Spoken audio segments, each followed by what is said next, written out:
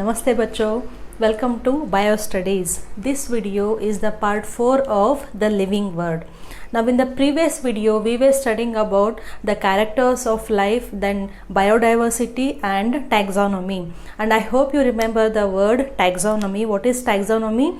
It is the branch of biology which deals with characterization, identification, nomenclature and classification. Okay, now whenever a scientist they discover a new organism, first what they will do, they will look for the characters of that organism, isn't it? So they will look for its internal characters, external characters, the type of the cell they have, then the type of reproduction that organism is exhibiting, and also its embryonic development and ecological relationship, isn't it? So this process we call it as what? We call it as a characterization. That means we are listing the characters of that organism.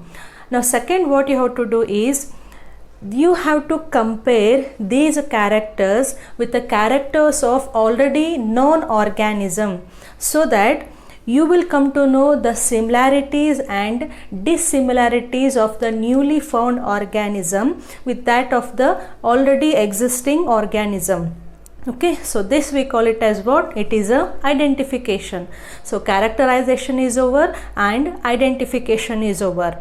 Now the third process is what? It is naming, that is nomenclature. So the word nomenclature refers to what? It is the naming of an organism. But when I say naming, it is not the local name that we use in our day-to-day conversation about that organism. Like we know that each and every organism has a local names, and these local names are derived from the regional languages. Okay, and these local names, they keep on changing when we move from place to place, village to village, or even state to state. Okay, so these local names are based on the different languages. But the nomenclature word, what we are referring here, it is about the biological naming for that organism. More precisely, we are talking about the scientific name of that organism. Okay, so whatever name we are referring here, it is a scientific name. And what is the main advantage here? If you assign a scientific name to an organism, it makes sure that the organism is recognized by a particular name all over the world, irrespective of the local name, which tends to change from place to place. But scientific name, it remains constant, it remains the same all over the world. Okay, so therefore the third step of taxonomy is what? It is the nomenclature. Okay, now who is doing this process of characterization, identification and nomenclature? Now this is done by taxonomist. So who is a taxonomist?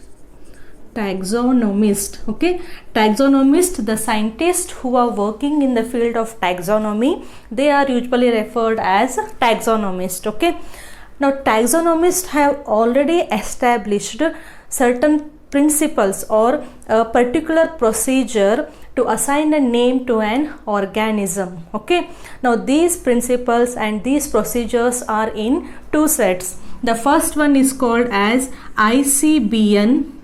Okay, second is called as ICZN. So what are these ICBN and ICZN? These are the sets which consist of the principles to be followed when you are assigning a name to an organism. Okay, now ICBN and ICZN, very important for exam. ICBN stands for International Code of Botanical Nomenclature and ICZN stands for International Code of Zoological Nomenclature. Principles we follow when we are naming a plant. Okay, and ICZN is for what? It is for animals. Okay, so ICBN and ICZN, please remember the full form of ICBN and ICZN. So plant and animals, they have a separate set. So how about the remaining living organisms? Because we know that only plants and animals are not the only living organisms. We have bacteria, we have algae, fungi.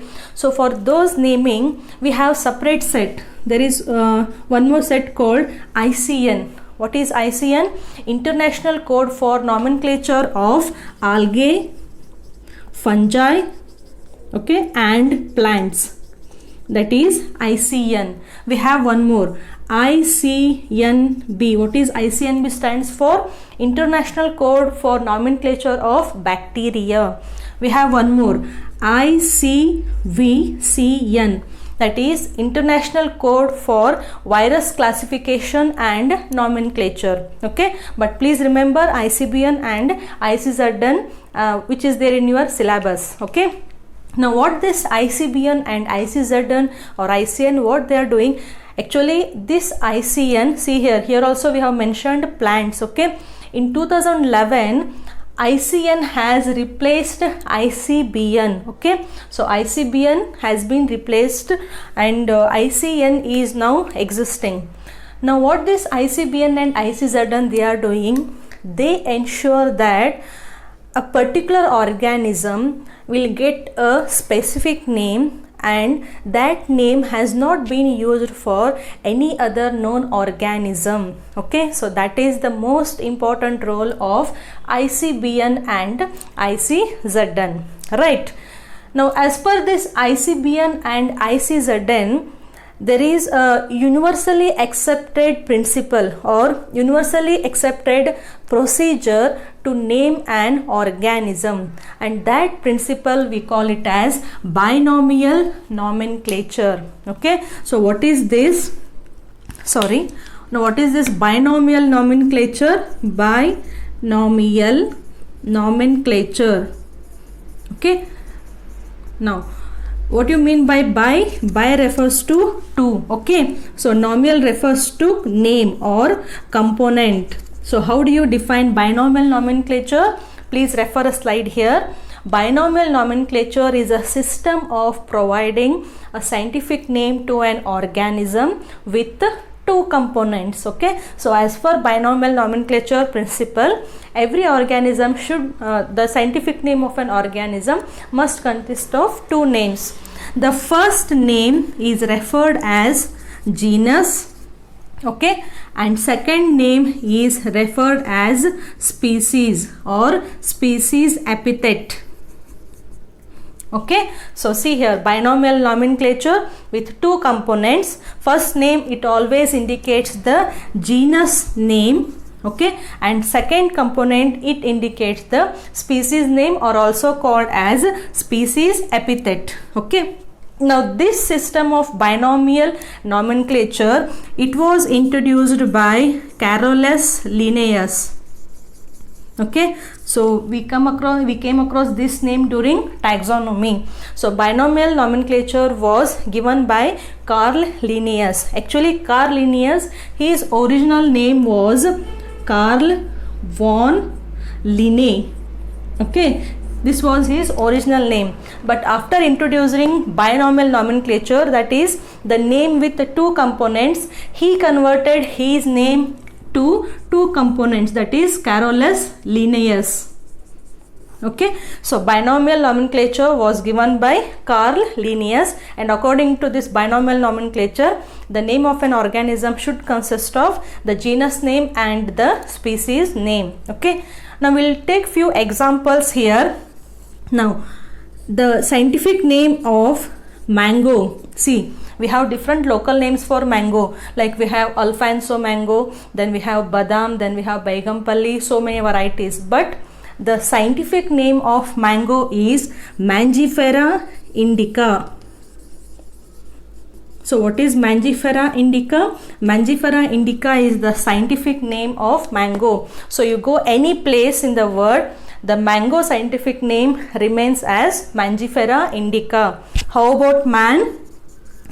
What is the scientific name of man? It is Homo sapiens. Okay, so again we have so many names for human being. Okay, but the scientific name, it remains same, that is Homo sapiens. Okay, we'll take few more examples to understand this concept. Tiger, What is the scientific name for tiger? It is Panthera tigris. Okay, Panthera tigris, scientific name of tiger. Please remember all these names. We are not taking many examples, but at least 5-6 we have to remember. Okay, so tiger, tigris. Lion, first name same, that is Panthera leo. So scientific name of lion. Okay, so if you observe all these scientific names, it always consists of what? Two components. The first component we are referring it as genus. Which are the genus here? Mangifera, Homo, Panthera. So these are the genus name. What is the species name? Indica, Sapiens, Tigris, Leo. So these indicate the species name. So this is the concept of binomial nomenclature, where the name of an organism consists of two components. Okay. Thank you for watching.